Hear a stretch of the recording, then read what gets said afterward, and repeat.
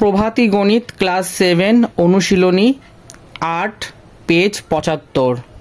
তার আগে আমি বলতে চাইব তোমাদের সকলকে তোমাদের channel WB math tuition online ক্লাসে আমি ওয়েলকাম জানাচ্ছি। ক্লাস 7 এর ডিয়ার স্টুডেন্ট, তোমরা সকলে আশা করি ঠিকঠাক করে পড়াশুনো করছো এবং ভালো করে ম্যাথগুলো প্র্যাকটিস করছো।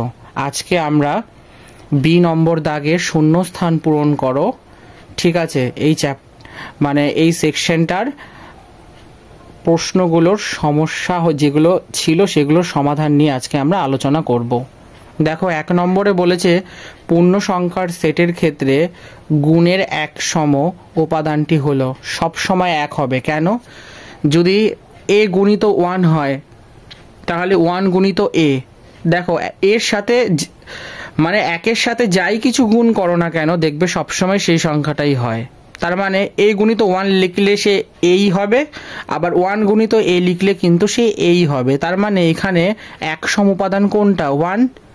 এটাই হচ্ছে সঠিক উত্তর। কারণ যোগের ক্ষেত্রে যদি বলতো তাহলে কি হতো? যোগের ক্ষেত্রে বললে, বিয়োগের ক্ষেত্রে বললে সবসময় আমরা 0 লিখি, কিন্তু গুণের ক্ষেত্রে ব্যতিক্রম, এটা 1 হবে। ঠিক আছে। 2 নম্বর কোশ্চেনটাতে বলেছে m গুণিত n ইকুয়াল টু n গুণিত m। এটি গুণের বিনিময় নিয়ম। ঠিক আছে। কেন বিনিময় নিয়ম? কারণ বিনিময় মানে হচ্ছে, এটাকে বলা হচ্ছে ওই কি বলবো, এটাকে বিনিময় অ্যাকচুয়ালি কি বলতে চাচ্ছে এখানে, a গুণিত b ইকুয়াল টু b গুণিত a। কারণ a গুণিত b যেটা হবে b গুণিত a মানে সেটাই হবে। এটা হচ্ছে গুণের বিনিময় নিয়ম। ঠিক আছে। এখানে রয়েছে, দেখবে 3 নম্বর কোশ্চেনে বলেছে 7 ও তার যোজ্য বিপরীত পূর্ণ সংখ্যার মধ্যবর্তী পূর্ণ সংখ্যাটি হলো 0। কেন? কারণ আমরা যদি নাম্বার লাইনটা দেখি সেখানে দেখতে পারবে আমাদের রাইট হ্যান্ড সাইডে 0-র পরে সব পজিটিভ নাম্বার থাকবে আর লেফট হ্যান্ড সাইডে হচ্ছে সব নেগেটিভ। কিন্তু 7-এর যোজ্য বিপরীত মানে হচ্ছে -7। তাহলে -7 থেকে +7-এর মিডিল পয়েন্টে যে নাম্বারটা সেটা কত? 0। কারণ 7-এর সাথে যদি -7 যোগ করো দেখবে 0ই হয়। এটাই হলো বন্ধুরা সঠিক উত্তর। দেখে নেব 4 নম্বর প্রশ্নটির সমাধান।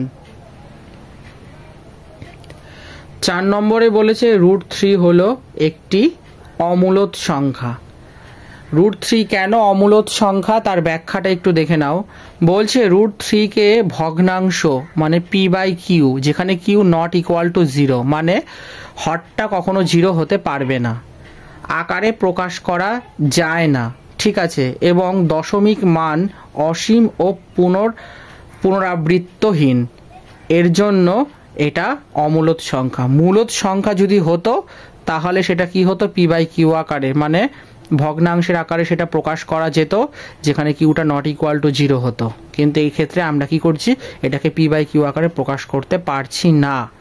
কারণ তোমরা যদি √3 রুটটা তুলে দাও দেখবে 3⁻1/2 হচ্ছে, কিন্তু এটা p/q ফরম্যাটে কি প্রকাশ করা যাচ্ছে না, তাই এটা অমূলদ সংখ্যা। বোঝা গেল বন্ধুরা? দেখে নেব 5 নম্বর প্রশ্নটির সমাধান। 5 নম্বরে কি বলেছে? -5, ঠিক আছে, তারপরে -7 -4, তার পাওয়ারে কত রয়েছে, তার মাথায় কত রয়েছে? বার। এটাকে বলা হচ্ছে বার লাইন বা রেখা বন্ধনী। এবার 7 থেকে 4 বাদ দিলে কত হচ্ছে? 3। তাহলে -5 - 3 কত হচ্ছে? 5 আর 3 8 হচ্ছে, যার চিহ্ন বড় সেটা বসলো, তার মানে -8 হচ্ছে সঠিক উত্তর। দেখে নেব 6 নম্বর প্রশ্নটির সমাধান। বলেছে x + 2a equal to x + a। কেন? কারণ x + 2a, ঠিক আছে, 2aটাকে কিভাবে লেখা যায়? x + a। এবার x + এটাকে যদি ব্র্যাকেটের মধ্যে নিই তবে তো বাইরে থাকছে, দেখো সেভাবে করা হয়েছে। আশা করি বন্ধুরা তোমরা বুঝতে পারছো। দেখে নেব 7 নম্বর কোশ্চেনটির সমাধান। 7 নম্বরে কি বলেছে? x + y/z equal to x/z plus কত হবে? x + y বাই জেডকে আমরা কিভাবে লিখতে পারি? এখানে দেখো এক্স প্লাস ওয়াইয়ের পুরোটার বাইরে রয়েছে জেড, তার মানে আমরা এটাকে এই ফরম্যাটে লিখতে পারি X by Z plus Y by Z. কেন? আমরা যদি জেডটাকে লসাগু নিই তাহলে দেখবে জেড হচ্ছে, আর যেহেতু হর সেম তাই লবগুলো যোগ হয়ে যায়, তাই এখানে ওয়াই বাই জেড হচ্ছে সঠিক উত্তর। দেখে নেব বন্ধুরা 8 নম্বর প্রশ্নটির সমাধান। 8 নম্বর অঙ্কটাতে বলেছে AC by B equal to A ভাগ ড্যাশ হবে। AC by B equal to আমরা জানি এখানে এ বাই বি মানে এ বাই সামথিং কিছু একটা হবে, আর যেটা হবে সেটা জানি না বলে এক্স ধরে নিচ্ছি। তাহলে ক্রস মাল্টিপ্লাই অর্থাৎ বজ্রগুণন করলে কি পাচ্ছি? AC into X equal to A into B. তাহলে C X equal to B পাচ্ছি, তাহলে এক্স ইকুয়াল টু কত? B by C. তার মানে এই শূন্যস্থানে বি বাই সি বসবে। এটাই হলো সঠিক উত্তর। দেখে নেব 9 নম্বর প্রশ্নটির সমাধান। বলছে -11 ইন্টু -18 প্লাস 8 ইন্টু -11। তাহলে এটাকে যদি আমরা সিম্পলিফাই করি তাহলে দেখো কি হচ্ছে, -11 ইন্টু -18 প্লাস 8 ইন্টু -11। এবার আমরা কি করছি, মাইনাসে মাইনাসে প্লাস হয়ে গেল, 11-র সাথে 18 গুণ করলে 198, আর এখানে প্লাসে মাইনাসে এখানে প্লাস দিয়ে মাইনাস রাখলাম, তার মানে 8 11 88, তার মানে প্লাসে মাইনাসে মাইনাস 198 থেকে 88 বাদ দিলে 110 হবে এই শূন্যস্থানে সঠিক উত্তর। দেখে নেব 10 নম্বর প্রশ্নটির সমাধান।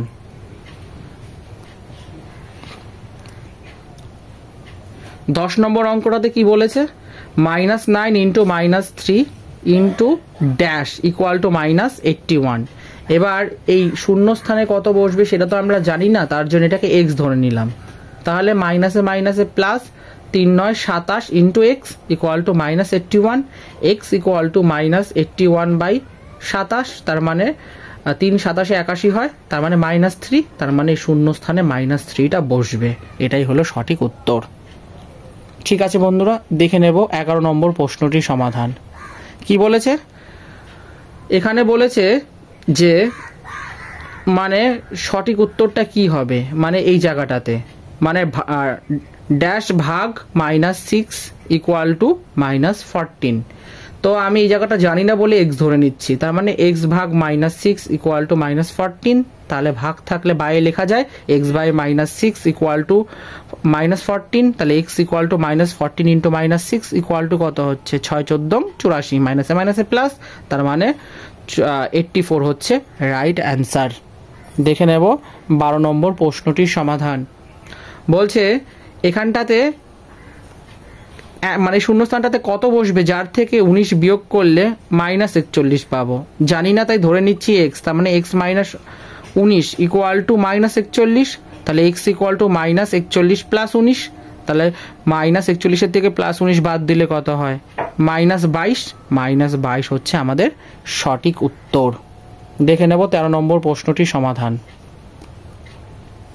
13 নম্বরে কি রয়েছে? 56 প্লাস এখানে কত হবে সেটা জানি না, ইকুয়াল টু -19। তাহলে যেটা জানি না সেটাকে প্লাস এক্স ধরে নিলাম।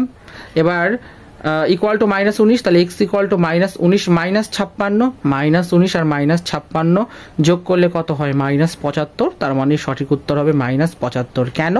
কেন কি আমরা এটাকে এইমাত্র ক্যালকুলেট করে বার করলাম। দেখে নেব 14 নম্বর প্রশ্নটির সমাধান। একটু ঘষা মাজা হয়ে গেছে, প্লিজ তোমরা কিছু মনে করো না, মানে ক্যালকুলেশন করতে গিয়ে। তো এখানে বলেছে এক্স ভাগ জেড প্লাস ওয়াই ভাগ জেড, তাহলে এটা কত হবে? আমরা প্রথমে ভাগটাকে বাইরে লিখি, X by Z plus Y by Z. তাহলে কীভাবে লেখা যায়? জেড কমন নিলে এক্স প্লাস ওয়াই, তাহলে বাই জেড, তার মানে X plus Y by Z, এটা হচ্ছে সঠিক উত্তর। আজকে লাস্ট কোশ্চেন 15 নম্বর দাগের দেখে নাও।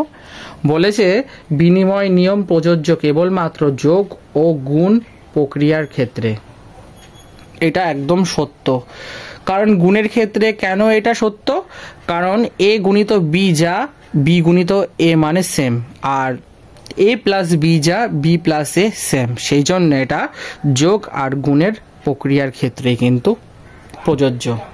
তাহলে ক্লাস 7-এর ডিয়ার স্টুডেন্টস, আজকের এই ক্লাসে আমরা মোটামুটি অনুশীলনী 8-এর বি দাগের 15টা অঙ্ক কমপ্লিট করে ফেললাম। ঠিক আছে বন্ধুরা, নেক্সট ক্লাসে, সরি এটা ক্লাস 5-এর বই, নেক্সট ক্লাসে